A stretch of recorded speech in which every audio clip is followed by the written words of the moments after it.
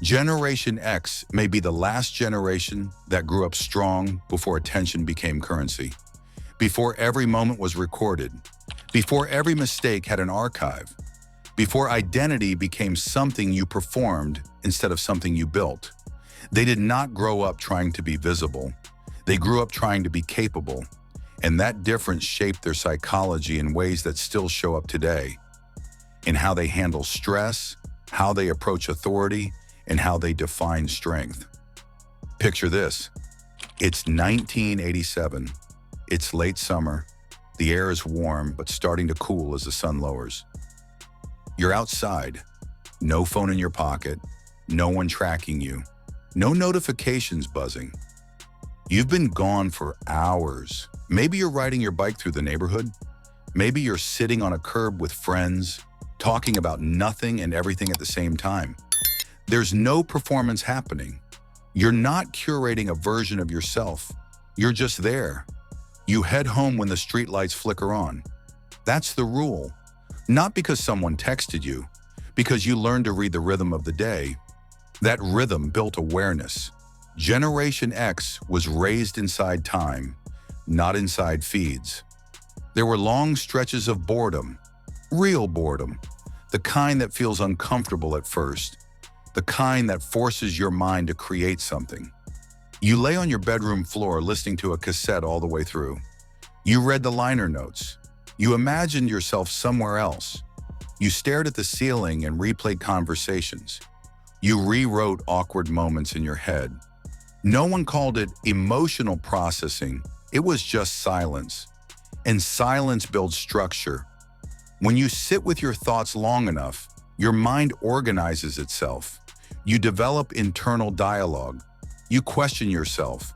You answer yourself. You build identity slowly, not for display, for stability. Generation X learned early that being alone was not loneliness. It was space. Space to think without interruption. Space to feel without broadcasting. Space to recover from embarrassment without it becoming permanent. If you did something stupid, it faded naturally. If you changed your personality, no one had screenshots. If you failed publicly, it didn't follow you forever. That privacy was not luxury, it was default. And default privacy allowed identity to form internally before it was exposed externally. Now picture something else. It's the early 1990s. You try something new and fail at it. Maybe you audition for something and don't get it. Maybe you try to fix something and make it worse. There's no comment section dissecting your failure. There's no audience measuring your reaction. You feel it. You deal with it. You move forward. That is how resilience develops. Resilience does not develop in front of applause. It develops in friction. Generation X grew up with friction. If something broke, you opened it. If you didn't understand something, you experimented. If you made the wrong decision, you faced the consequence directly. There was no tutorial waiting, no algorithm softening the impact, just cause and effect. And cause and effect builds judgment. They learned to tolerate discomfort. They did not interpret boredom as danger. They did not interpret silence as rejection. They did not interpret delay as catastrophe. They waited. They adapted. They figured it out. That repeated exposure to manageable uncertainty trained the nervous system. And a trained nervous system does not panic easily. This is one of the hidden psychological advantages of Generation X. They are not immune to stress, but they are familiar with it. Now contrast that with the modern world. Today, attention is currency. Validation is measurable. Identity is often built in public before it is stabilized in private. Every reaction can be recorded. Every opinion archived. Every mistake replayed. There is less space, less silence, less friction without audience. And without space, identity forms differently. Generation X experienced the opposite order. Character formed first, performance came later. That order matters. When identity is built privately first, it becomes less fragile. It does not collapse when approval shifts. It does not depend on constant feedback. It does not dissolve when trends change. It stands. Picture another scene. You're walking home at dusk. The sky is dimming. You're alone. No earbuds. No podcasts. Just your own thoughts. Maybe you're thinking about a conversation that bothered you. Maybe you're imagining who you want to become. Maybe you're just thinking about nothing, but your brain is active. You are processing. You are building internal stability without knowing it. No one is watching. No one is measuring. No one is reacting.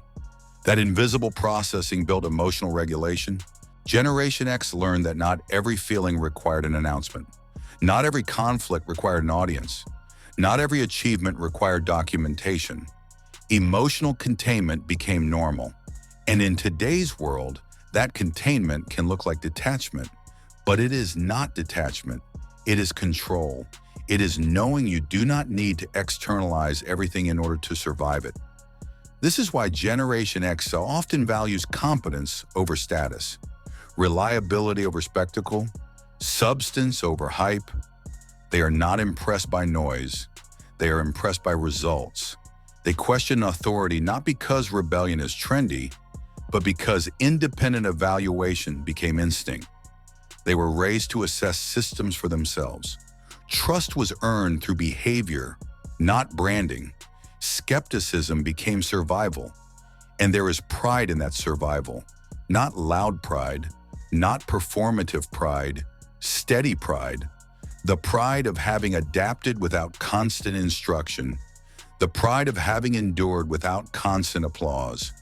The pride of knowing you can sit in discomfort without collapsing.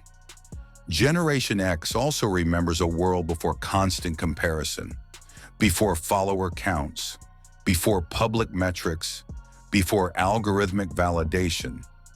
You did not wake up every day confronted with curated lives designed to trigger insecurity. You compared yourself to who you were yesterday. Progress was personal. Growth was quiet.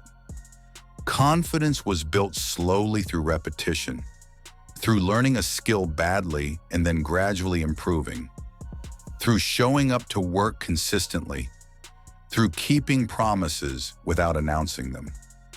That kind of confidence is durable. It does not spike and crash with attention. It stabilizes. Many Gen Xers describe their childhood as feral. What they mean is autonomous. They solved boredom without devices.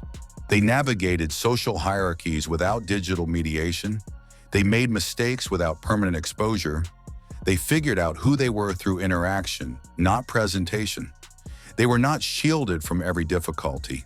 They encountered enough friction to build calluses. Calluses are not cruelty. They are protection. That is why Generation X is often described as the keystone generation. Not the loudest, not the most visibly unified, but the one quietly holding structures together. They bridge analog and digital. They remember life before the internet while navigating life inside it. They raise children in a radically different world while holding memory of one that required different skills. They translate between eras without demanding applause for doing so. They fix what breaks. They carry responsibility without announcing it. They adapt when circumstances shift, not because they lack ambition, but because their ambition was shaped by space.